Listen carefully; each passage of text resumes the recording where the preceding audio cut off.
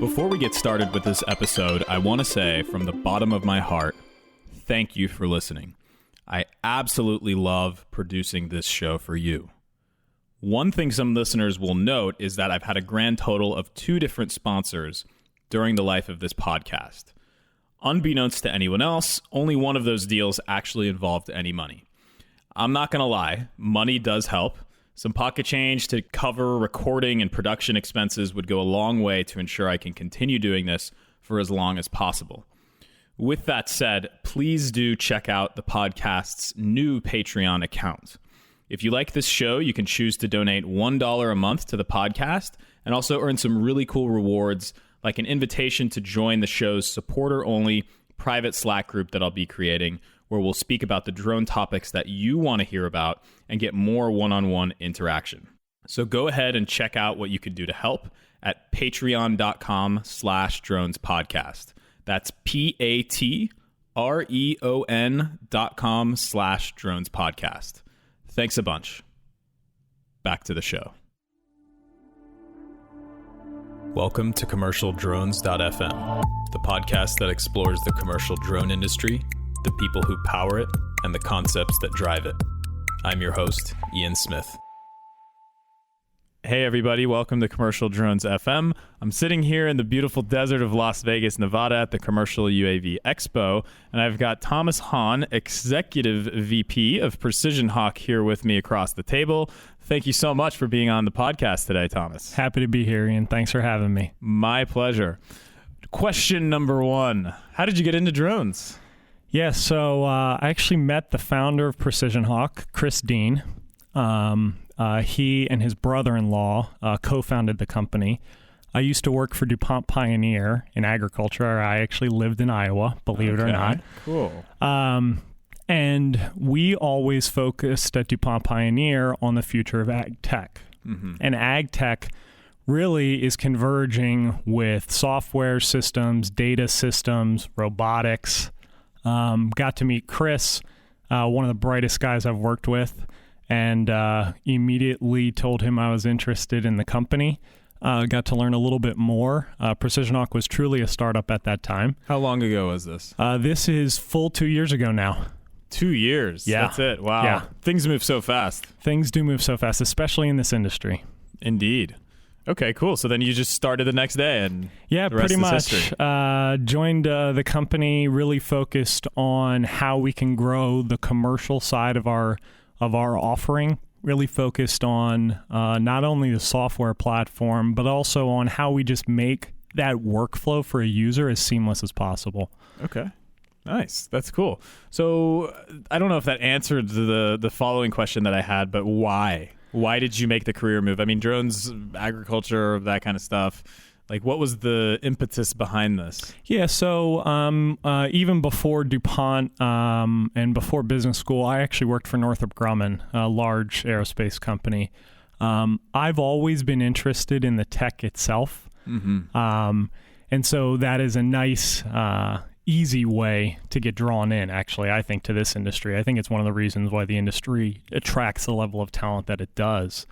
But in reality, it's about the impact you can make. And I do see drones specifically, but robotics and just smart tools really changing a lot of very foundational verticals, whether that's ag, insurance, oil and gas, right? All of those things, all of those industries are really core.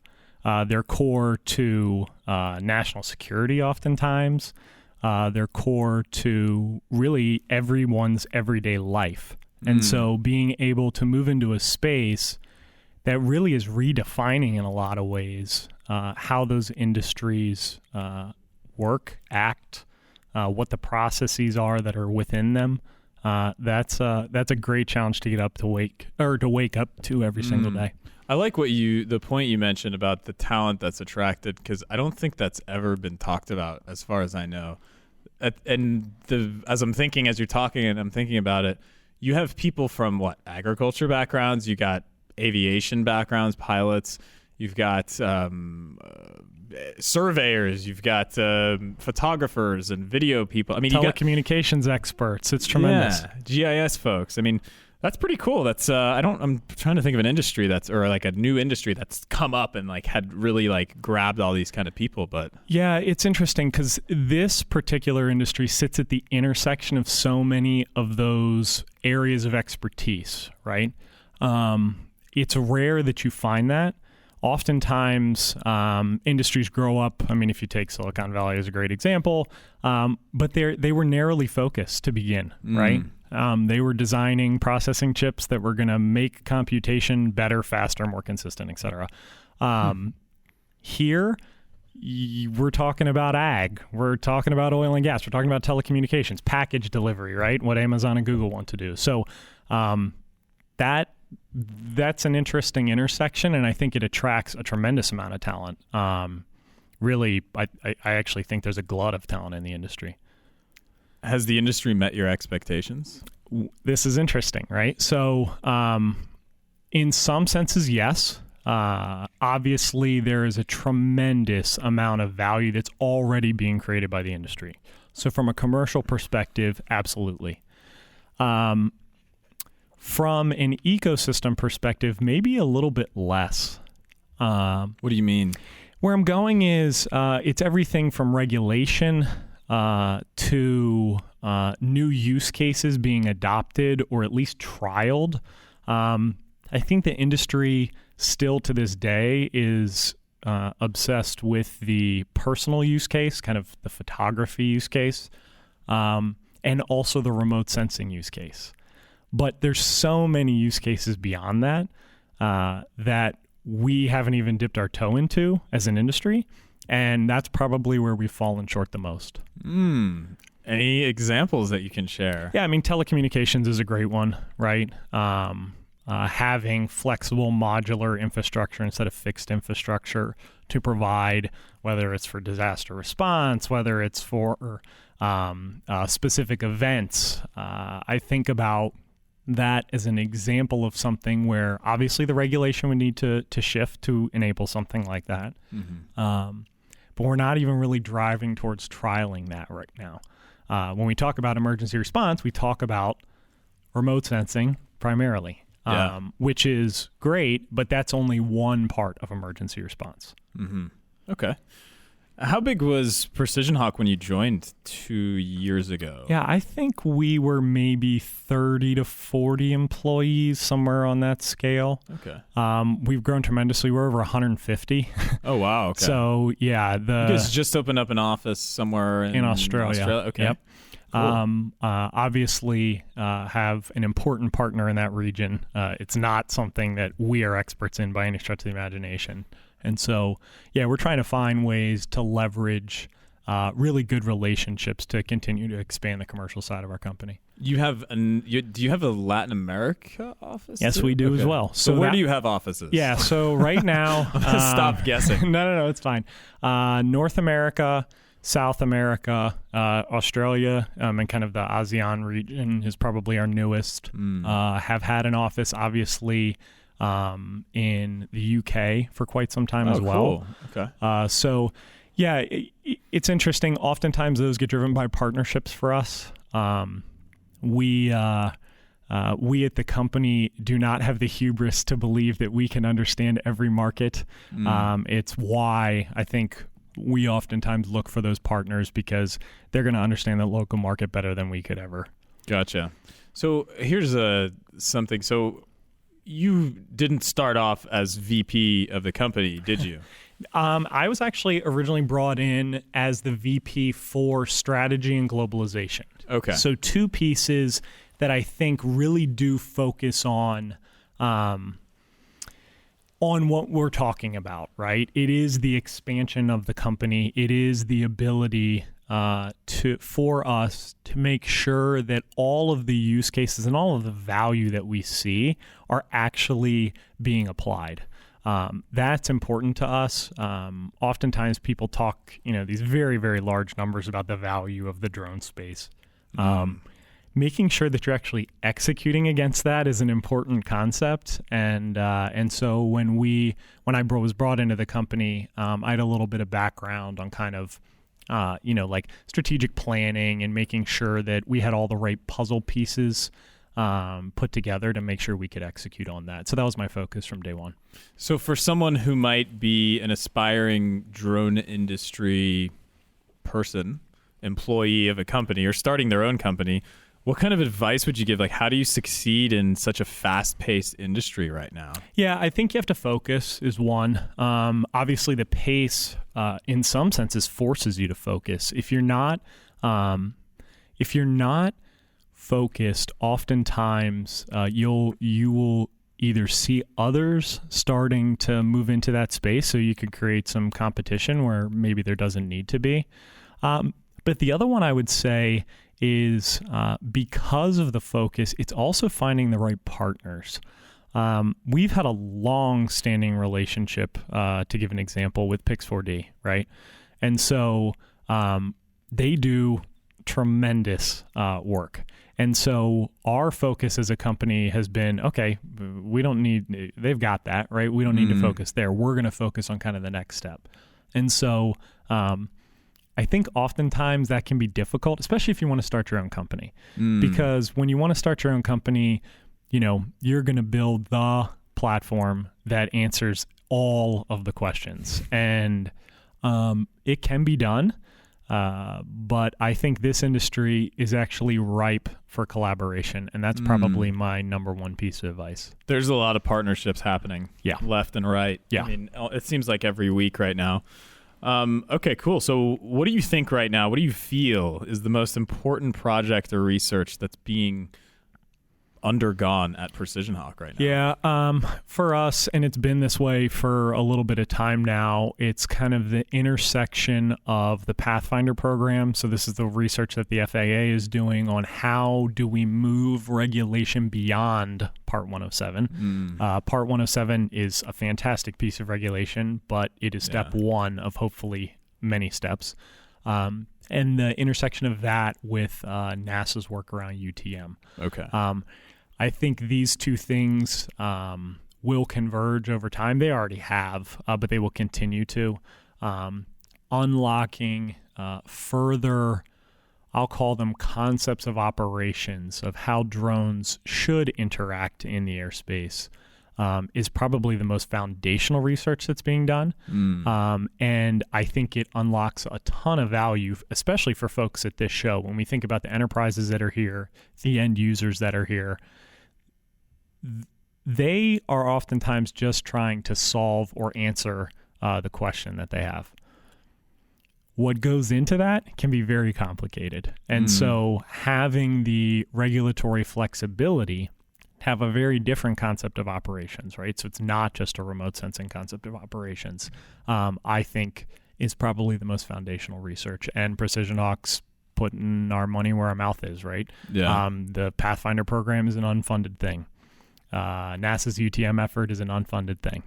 So we're taking our own resources because we believe it's that foundational and we'll unlock that level of value for us, but also for the industry. Cool. That's great. So what drove the, well, let me rephrase this. So agriculture, is that I think you guys started, your background is agriculture. PrecisionHawk kind of started focusing on agriculture from my perspective, sure, absolutely true. Is agriculture the biggest vertical at the moment that you guys are focusing on? So this is an interesting one.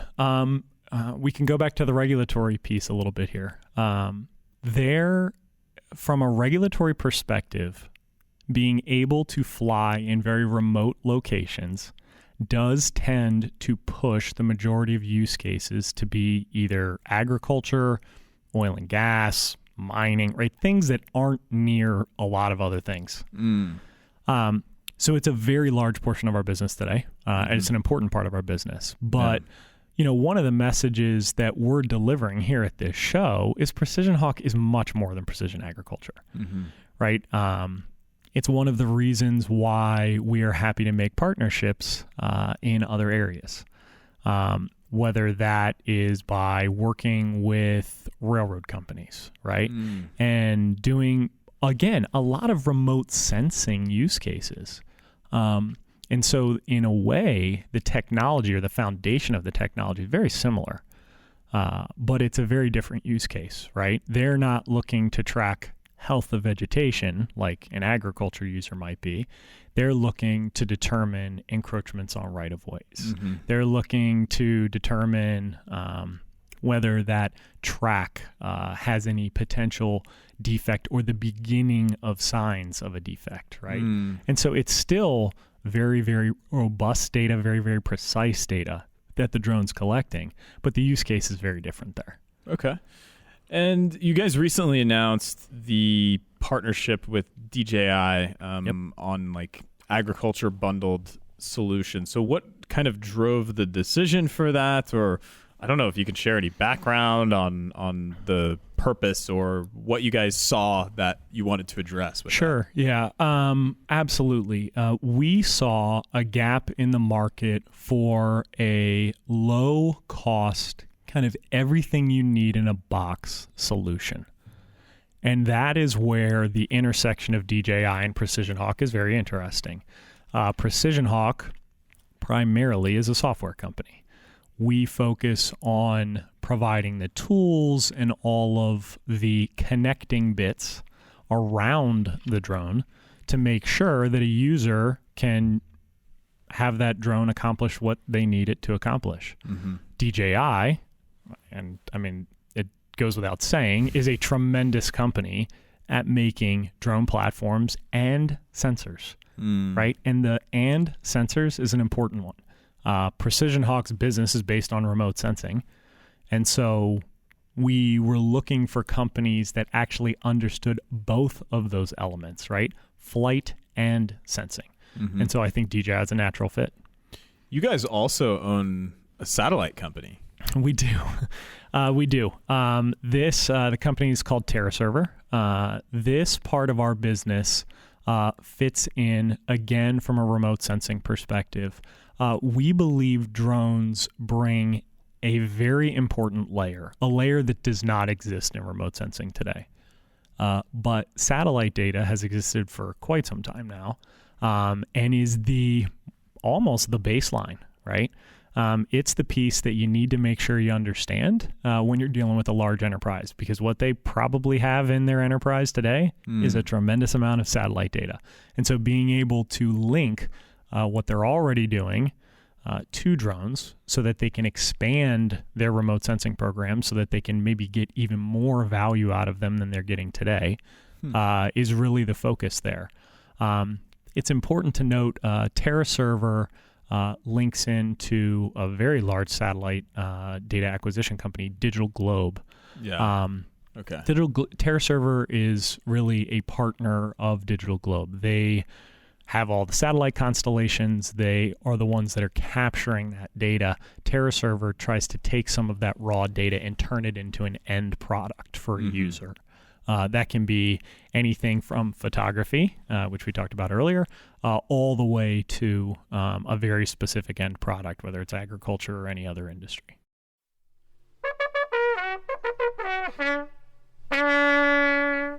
Quick interruption to remind you that I have a Patreon account for the podcast. Patreon is a great service that allows you to support the podcast if you want to. With Patreon, you can choose to donate as little as $1 a month, which comes out to $12 a year. That goes towards my hosting, website, travel, and promo costs for the show. You can also cancel this at any time without any penalty. It's a small way that you can make a huge difference to ensure the longevity of the show. One more reason to do this, however, is because you also get rewards out of it. The first reward is a private Slack or Facebook group that I'll create, and you'll get an invitation to it, but it's for supporters only. So we'll use this group as a place where we can talk about the drone industry, solve problems, ask questions, and generally level up our commercial drone use and knowledge together.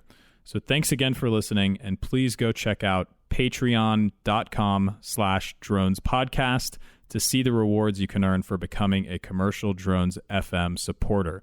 That's patreon.com/dronespodcast. Trust me, those rewards are really cool. So thanks again for listening. Let's get back to it. Cool. So Precision Hawk also engages in a lot of beyond visual line of sight research. I guess that's somewhat tied into NASA's UTM program. Absolutely. And also the Pathfinder stuff. What is LATAS, LATAS? Sure. LATAS's focus is really on providing contextual awareness that you did not have.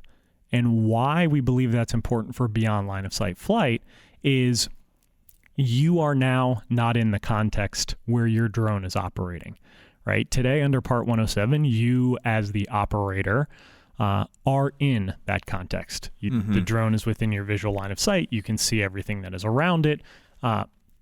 But that changes when you transition to beyond visual line of sight. And so we're trying to provide that same context to the operator as they would have if they were standing there themselves. And that's really the focus of the technology. And we do that through many different layers, right?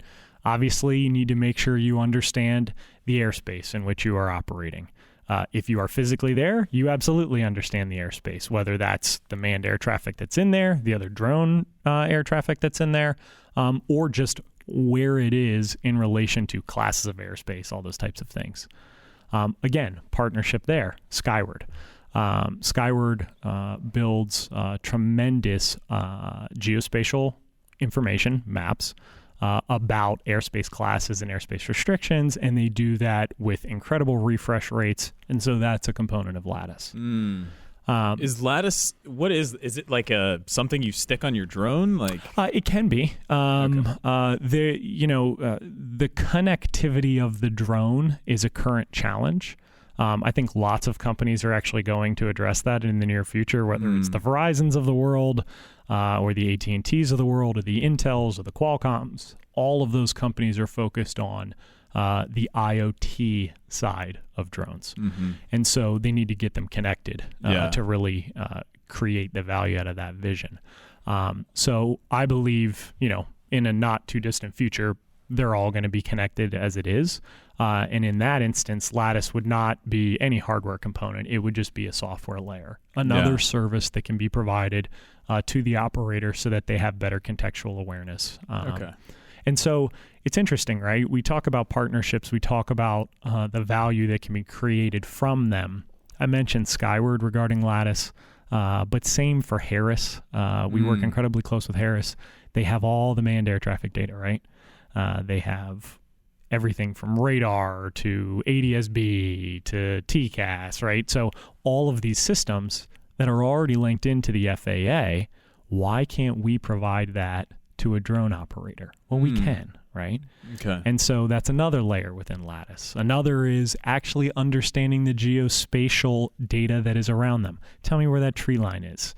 Tell me where that building is. Because I want to make sure, since I am not seeing the drone with my own eyes, that whatever course this drone is charting, it's not going to create some type of conflict. And so, LATAS in that sense is just another geospatial data problem.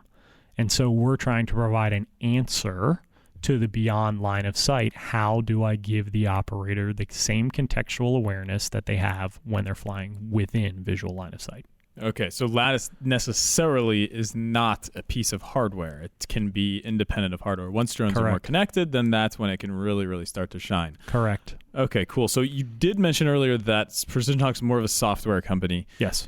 I used to work at a hardware company called DelairTech. We made long-range fixed-wing drones. You guys do make a drone, if I'm not mistaken. Yes, we do. And we're incredibly proud of that drone. That drone is really targeted on a very specific niche.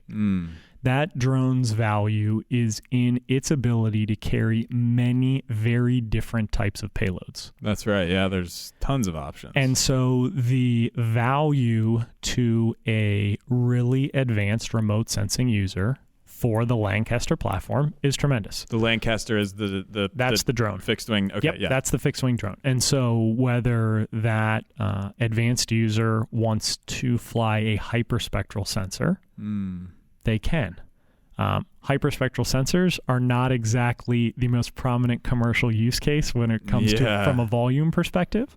But they do create tremendous value in a remote sensing kind of research style environment. Whether maybe another example is a LiDAR sensor. So, Velodyne is at this show. Yeah. We worked really closely with Velodyne to ensure that their puck light got incorporated into a fixed wing solution. And why this is important is obviously quad rotor solutions or multi-rotor solutions can do a really good job of lifting that puck, but it's a very expensive way from an energy perspective to go and capture data. You put that on a fixed wing, and you're using physics to allow you to lift that, again, relatively heavy sensor, light for the LiDAR world, but heavy for the drone world. Yeah. It's going to be interesting to see how small they can make that thing. Yeah, absolutely. Eventually, everything's going to have it. Yeah, I mean, Velodyne's an interesting company because they're playing in lots of different verticals as well. And so, our goal there is to offer a solution that doesn't exist on the market. And again, it's pretty niche. It's focused on a very high-end user, but that's where the Lancaster shines.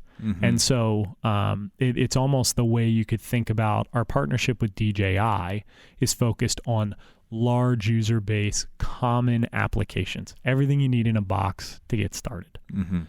The Lancaster is you have a very, very specific, oftentimes research question that you are asking. Give me a tool that can be flexible enough that can allow me to capture the data and then analyze the data that comes from that drone. Gotcha. So it's more targeted. It's not really targeted towards like a drone service provider or someone who's just going to, buy a drone and do services for a bunch of different people in different cases or whatnot. Yeah, less and less. Obviously, it can do that, but there's other platforms that maybe are better tools, right? It's the question of, does, someone who's building a home, they don't only use a hammer. Yeah. And totally. So let's use the right tool for the right job. I'd like to see that house. Yeah, absolutely. I would too. Awesome. Okay, cool. So in 5 years from now, what do you feel will be one of the largest industries making use of commercial drones? So obviously regulation is going to play a large aspect in this. If you kind of read the analyst reports, depending upon regulation, package delivery could be an interesting one, or just logistics in general. Do you see PrecisionHawk getting involved in delivery? We are not experts in delivery. And so although there may be pieces of our technology that are applicable, it would shock me if PrecisionHawk became a drone delivery company. Yeah. And so, but others are remote sensing, right? And we've talked about that use case. It's probably the most prevalent commercial use case today. And again, the analyst reports say whether it's construction, whether it's agriculture, whether it's oil and gas, there's a lot of value to be had there. And so because of our analysis capability, because of our ability to digest and make sense of geospatial data, I think it's where we shine, and I think it's where we will continue to focus. Cool. That's awesome. So going back to beyond visual line of sight, so what's your opinion on the extra value that's derived from a beyond visual line of sight flight? I mean, comes to mind some obvious ones.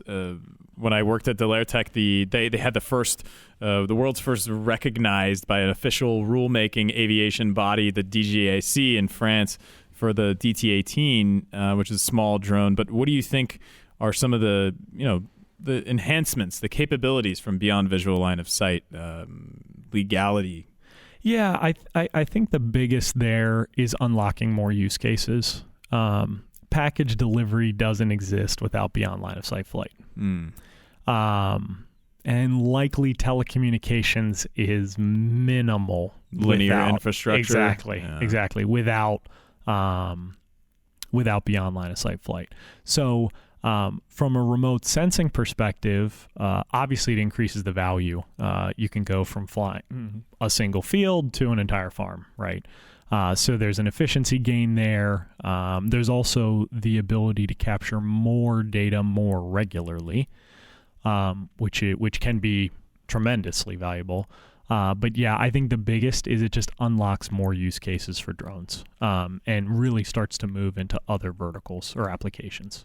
Nice. Cool. So do you plan on taking the Part 107 knowledge test? Are you going to be operating drones commercially yourself? So I do plan to take the test. I have not taken it as of yet. Myself operating a drone at PrecisionHawk, no. They probably wouldn't let me anywhere near them anyways. But no, I mean, I think it's important to understand the regulatory context in which all of our partners are operating, all of our end users are operating, and so being knowledgeable on that is incredibly important. So yeah, I do plan to take it. Nice. So what's the coolest thing you've seen so far here at the UAV Expo, Commercial UAV Expo? Yeah, I haven't gotten a lot of time to walk around. It's been a little bit hectic. I would say the most interesting thing that we have seen is the focus on some new sensing technology. So whether it is changing the way you think about multispectral data, or looking at how you can fuse together kind of like photogrammetric data with other types of sensors, active sensors, right? LiDARs, radars, etc.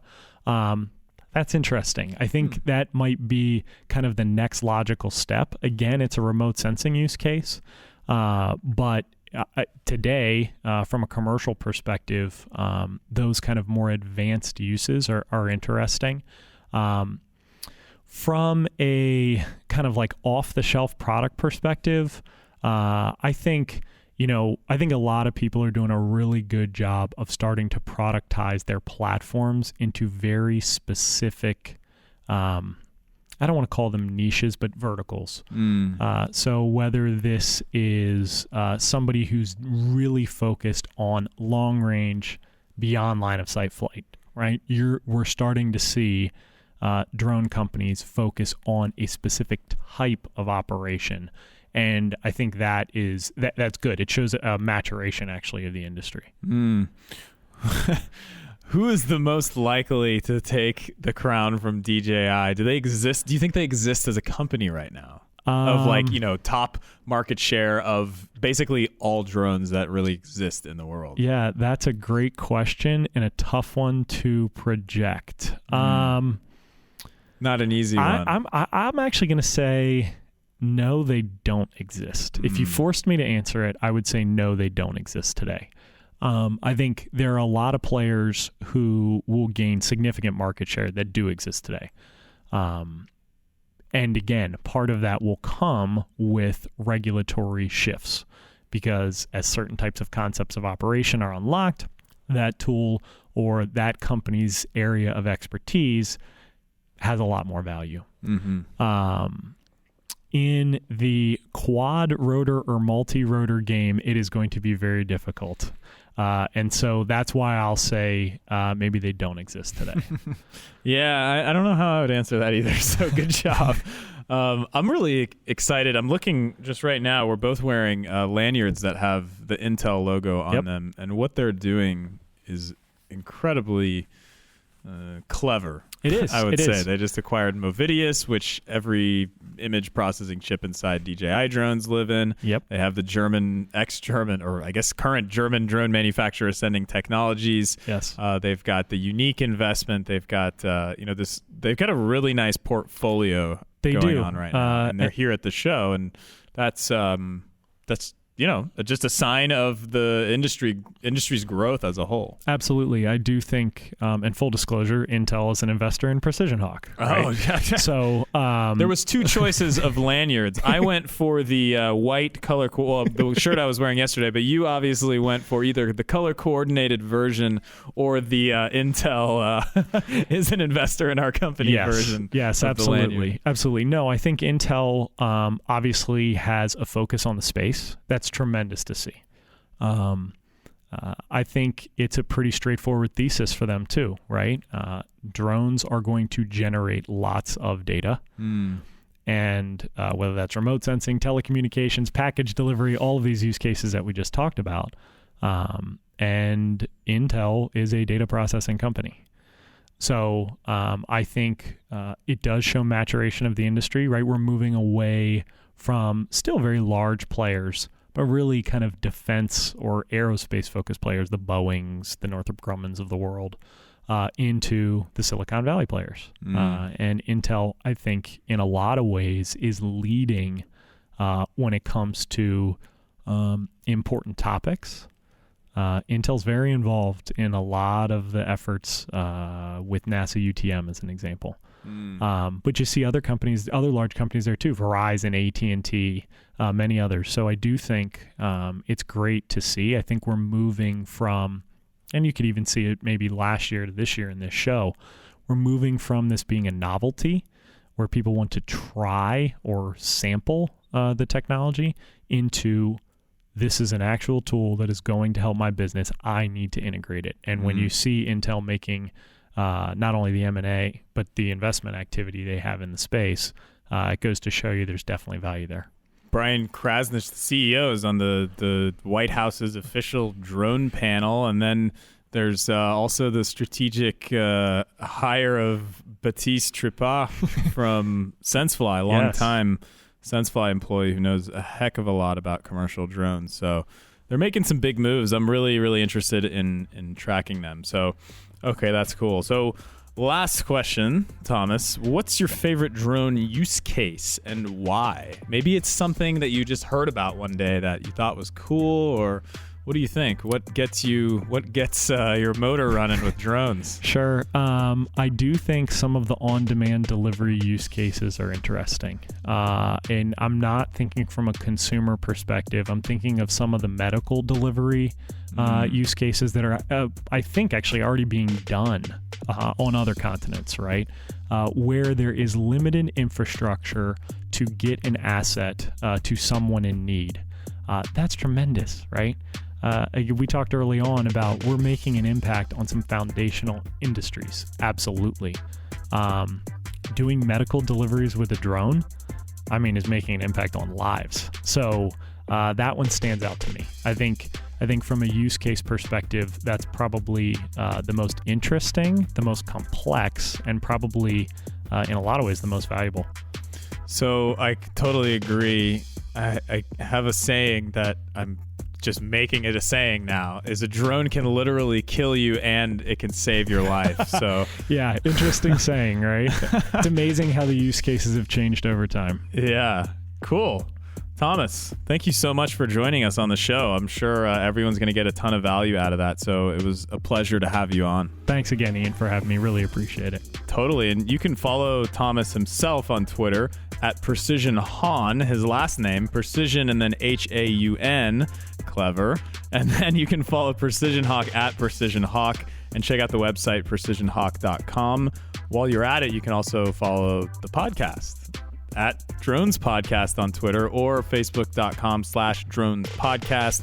Hit up the website, commercialdrones.fm. I didn't buy the .fm domain for no reason. I thought it would be clever, but let's check that out. And you can maybe find some swag links or something there. Anyways, we'll be here. More stories from the Commercial UAV Expo. So thanks again, Thomas. Appreciate it. And we're going to go ahead and cut off the mics.